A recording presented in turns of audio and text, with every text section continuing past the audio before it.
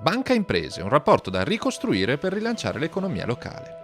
Questo è l'argomento al centro di un convegno ospitato nella sede centrale di Veneto Banca a Montebelluna, promosso insieme all'Istituto di Credito Trevigiano dall'Associazione Ricerche su Imprese Intermediarie e Mercati e PricewaterhouseCoopers. Un rapporto, quello tra banche e piccole e medie imprese, che negli ultimi anni ha sofferto particolarmente le conseguenze della crisi. Prima della crisi c'era una tale quantità di liquidità che le banche non sapevano come darla, questa liquidità.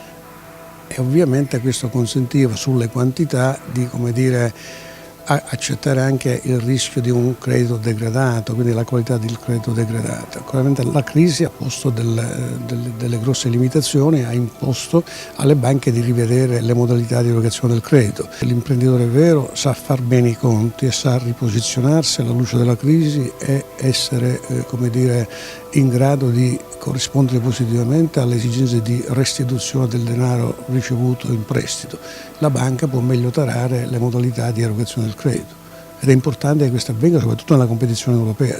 Per rilanciare il credito è necessario prima ristabilire la fiducia reciproca tra banche e imprese, fiducia da ritrovare sulla base di un approccio rinnovato tra i due soggetti. Fondamentalmente bisogna che sia la banca sia l'impresa faccia un passo avanti. La banca deve avere una migliore capacità di leggere l'impresa, di leggere il suo business nel contesto del suo settore industriale, della sua filiera, capirne le prospettive. Dall'altro l'impresa deve comprendere che la banca non è un bancomat e come tale è un'azienda, un'impresa che deve fare utili, che ha degli azionisti, in qualche caso è anche quotata e conseguentemente deve fare utili.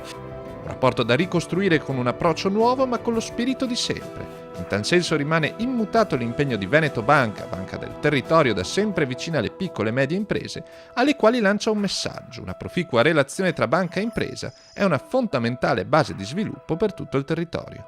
Bisogna recuperare il vero rapporto tra i due, la consulenza che mancava e che una volta era il punto di forza, riportarla ad essere un vero rapporto di consulenza e capire che poi è interesse reciproco trovare la formula giusta, perché l'economia cresce, le banche crescono se le aziende crescono e viceversa, per cui è un rapporto simbiotico che non possiamo tralasciare. Credo che la miglior cosa che possiamo fare è dare risposte veloci ai clienti, che è quello che manca oggi, e certezza delle risposte, quindi sia no sia sì, però darlo velocemente in modo che le decisioni dell'imprenditore possano essere coerentemente prese nei tempi che vengono richiesti dal mercato.